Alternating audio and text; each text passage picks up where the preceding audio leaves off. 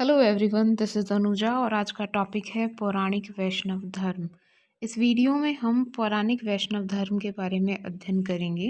किस प्रकार से वैष्णव धर्म जो था उसका प्रारंभ हुआ, प्रसार हुआ और समय समय पर उसमें क्या क्या परिवर्तन आए, उसकी पूजा पद्धति किस प्रकार की है और उससे जुड़ी हुई विभिन्न अवधारणाएं जो हैं उनके बारे में इस वीडियो में हम अध्ययन करेंगे। तो सबसे पहले अगर बात करें वैष्णव धर्म की, तो जब बौद्ध धर्म और जैन धर्म में बहुत अधिक अनैतिकता और तंत्र मंत्र, अंधविश्वास इत्यादि का प्रवेश हुआ, उनके संघों में इन सभी बुराइयों का प्रवेश हुआ और जो धर्म था उसका नैतिक पतन होने लगा, तो उसके बाद में जो हिंदू धर्म था उसके पुनरुत्थान को जन्म मिला। ये सारी जो गतिविधियां बौद्ध धर्म और जैन धर्म में हो रही थी, इनकी वजह से हिंदू धर्म जो था उसमें पुनरुत्थान प्रारंभ हुआ, क्योंकि लोगों का बौद्ध और जैन धर्म में से विश्वास जो है वो थोड़ा कम होना प्रारंभ हुआ। सबसे पहले अगर वैष्णव धर्म की बात करें तो ये कोई नई परिकल्पना नहीं है और ना ही विष्णु जो है वो बहुत ही कोई नए देवता हैं। जो सबसे पहले ऋग्वेद जो है उसमें विष्णु का उल्लेख मिलता है, हालांकि वहाँ वैष्णव धर्म का उल्लेख नहीं मिलता, सिर्फ विष्णु का नाम उल्लिखित होता है और विष्णु को सूर्य का ही एक रूप माना गया है जिसे सविता कहा गया है ऋग्वेद में। तो ऋग्वेद में सबसे पहले विष्णु का उल्लेख दिखाई देता है। वैष्णव धर्म जो है उसके अंदर वैदिक धर्म के जो याज्ञिक कर्म कांड हैं उनकी अपेक्षा भक्ति भावना को और श्रद्धा और आत्मसमर्पण की जो भावना है उसको अधिक महत्व दिया गया है। तो वैदिक धर्म से इसके डिफरेंस को इसी तरीके से देखा जा सकता है कि वैदिक धर्म में जो है यज्ञ और कर्म कांड पर ज़्यादा बल दिया जाता है, वहीं वैष्णव धर्म में भक्ति और श्रद्धा को अत्यधिक प्रधानता प्रदान की गई है। वैष्णव धर्म को ही वासुदेव धर्म और भागवत धर्म के रूप में जाना जाता है। जब वैष्णव धर्म का विकास हुआ धीरे धीरे, तो प्रारंभ में इसे वासुदेव धर्म कहा गया, इसके पश्चात भागवत धर्म के रूप में इसे जाना जाने लगा और फिर इसे वैष्णव धर्म के पौराणिक वैष्णव धर्म के रूप में पहचान मिली।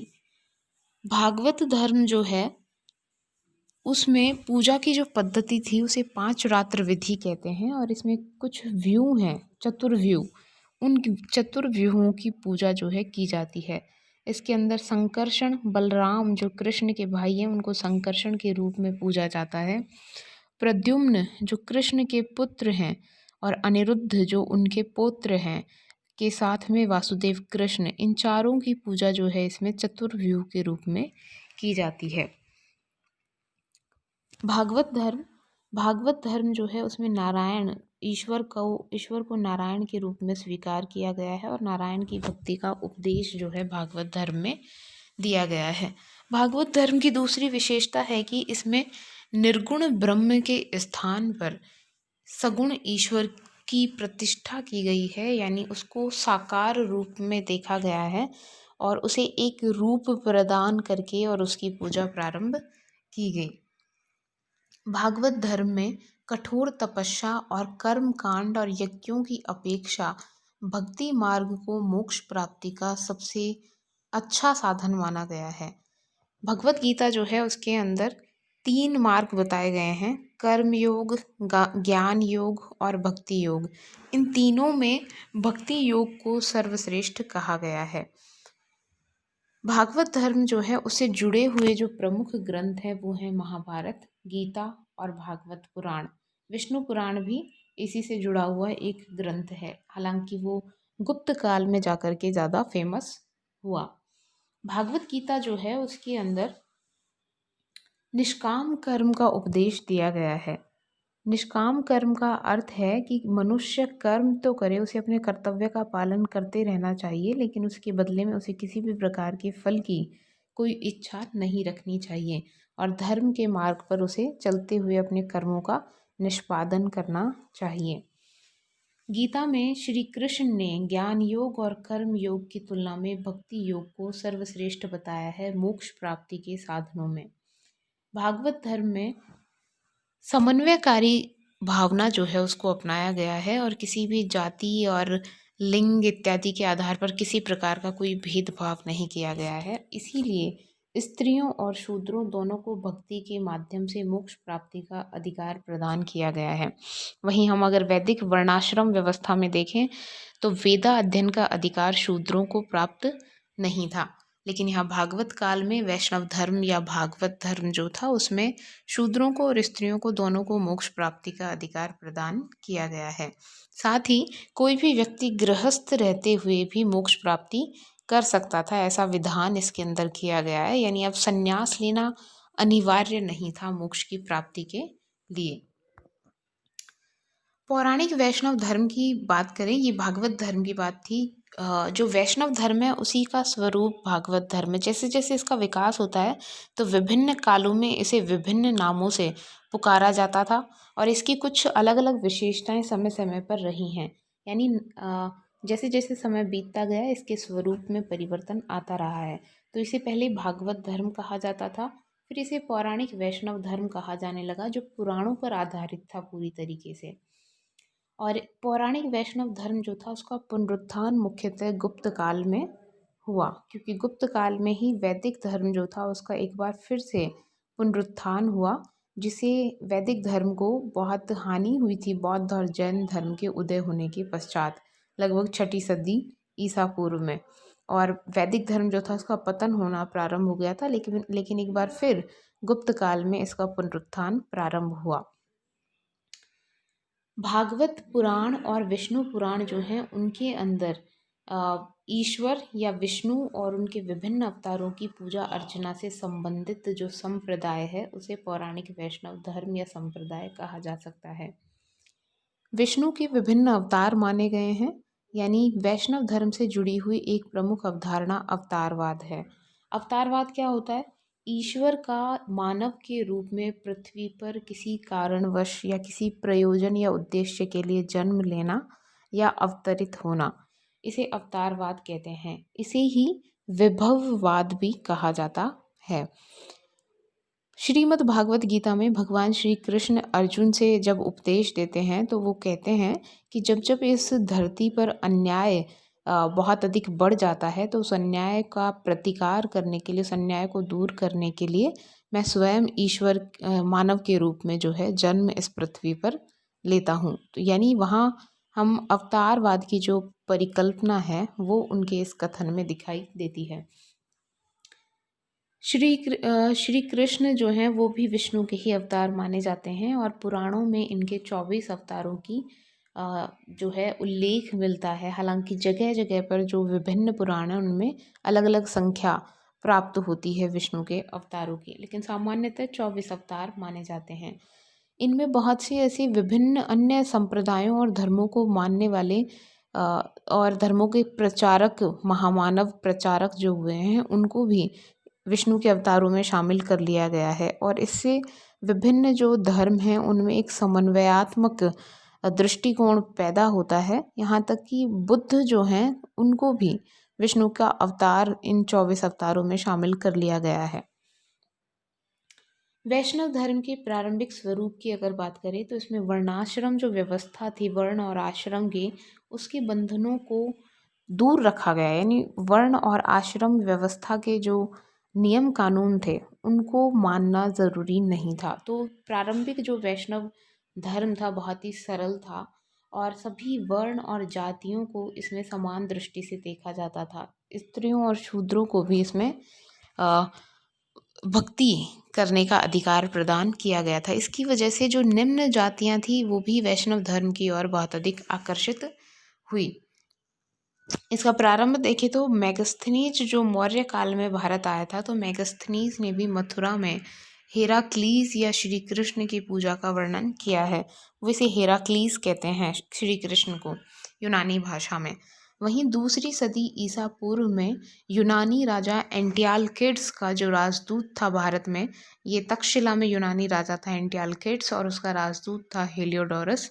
ये विदिशा आया, विदिशा मध्य प्रदेश में है और विदिशा में इसने गरुड़ स्तंभ ध्वज का निर्माण करवाया जो कि वासुदेव कृष्ण की पूजा से संबंधित है। तो हमें पता चलता है कि उस समय मध्य भारत में भी जो वासुदेव भागवत धर्म या पौराणिक वैष्णव धर्म जो था उसका एक स्वरूप जो है दिखाई वहाँ पर देता है। विदिशा जो एमपी में है, मध्य प्रदेश में, घौसुंडी चित्तौड़गढ़ में, और नाना घाट ये सातवाहन शासक जो थे महाराष्ट्र में, उनके द्वारा उत्कीर्ण करवाया गया शिलालेख था। तो इन सभी स्थानों पर जो हमें पुरातात्विक स्रोत मिले हैं या शिलालेख मिले हैं, मंदिर मिले हैं, उनसे हमें वैष्णव धर्म के मध्य प्रदेश, राजस्थान और महाराष्ट्र तक इसके प्रसार का जो है आभास हमें होता है।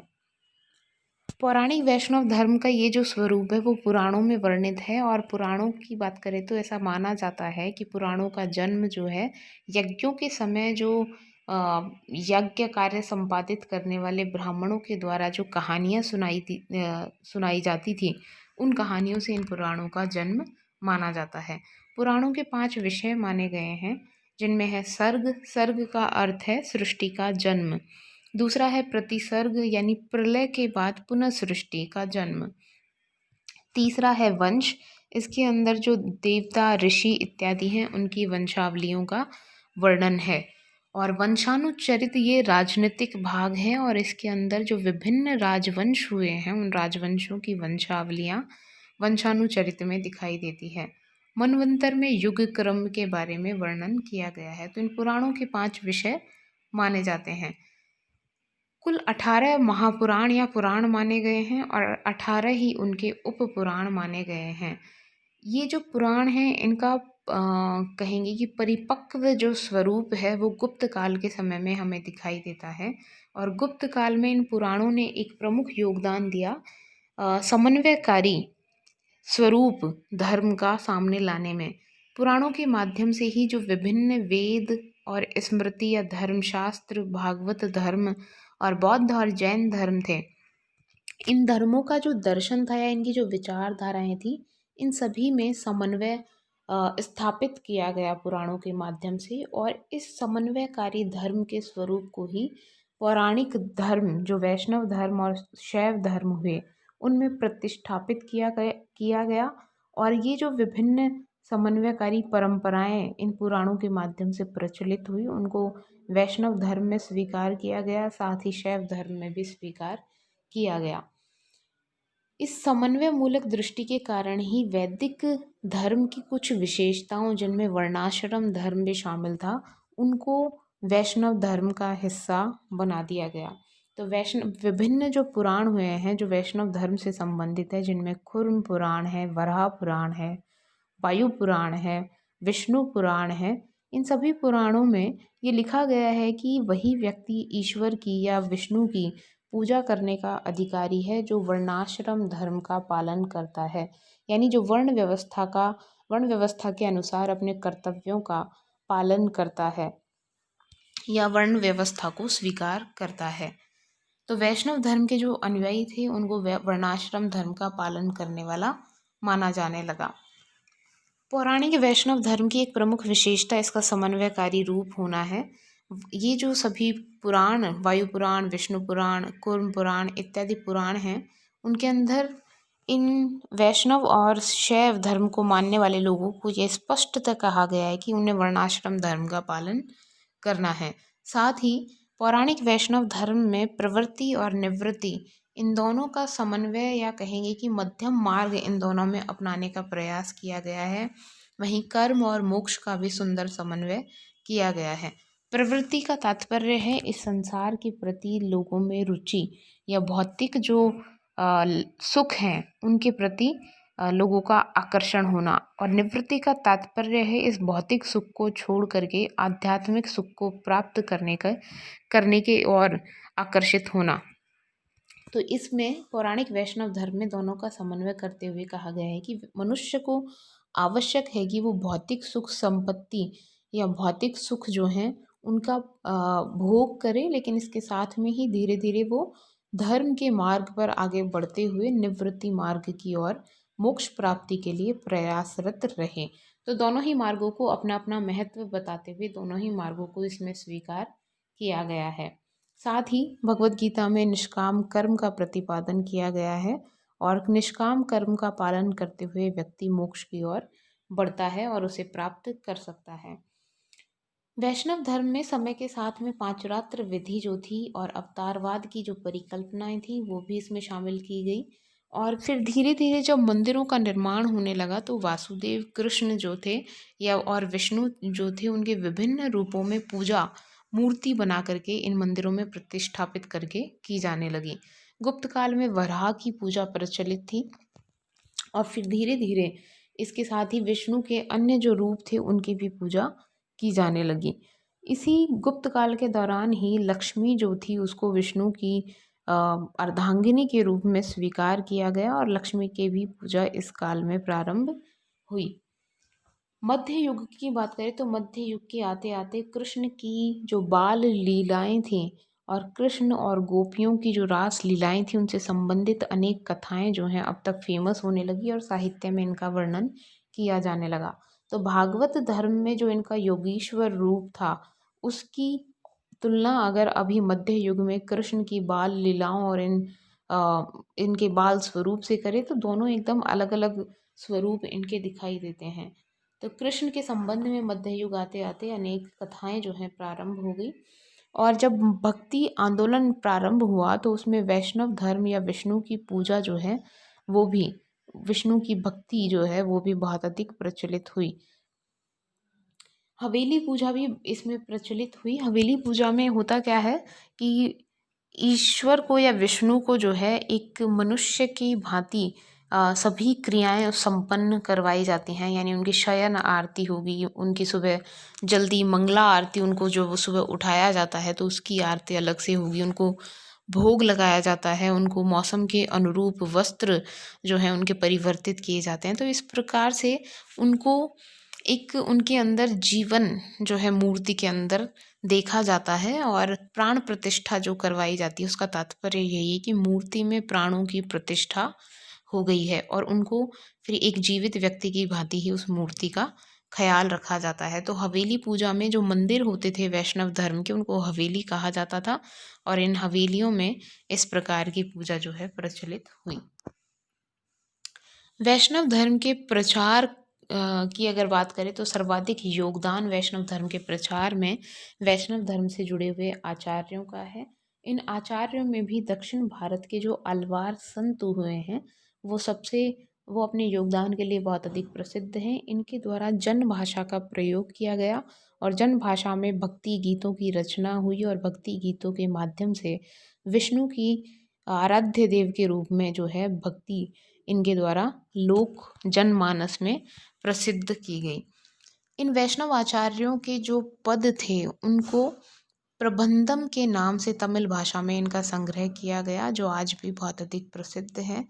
इन वैष्णव आचार्यों ने कठोर तपस्या और यज्ञ अनुष्ठान की अपेक्षा भक्ति मार्ग का अनुसरण करने के लिए लोगों को प्रोत्साहित किया। इन वैष्णव आचार्यों में नाथ मुनि, रामानुजाचार्य, यमुनाचार्य, निम्बार्क, माधवाचार्य और वल्लभाचार्य इत्यादि जो वैष्णव आचार्य थे उन्होंने वैष्णव धर्म को भक्ति के रूप में एक सुदृढ़ आधार प्रदान किया। इनमें माधवाचार्य जो हैं वो द्वैतवाद के प्रवर्तक हैं, वल्लभाचार्य पुष्टि मार्ग या शुद्धाद्वैतवाद के प्रवर्तक रहे हैं, विशिष्टाद्वैतवाद के प्रवर्तक रामानुजाचार्य रहे हैं। निम्बार्क ने द्वैताद्वैतवाद का प्रवर्तन किया। तो ये जो विभिन्न दार्शनिक जो मत हैं इन विभिन्न विद्वानों के द्वारा प्रचलित किए गए।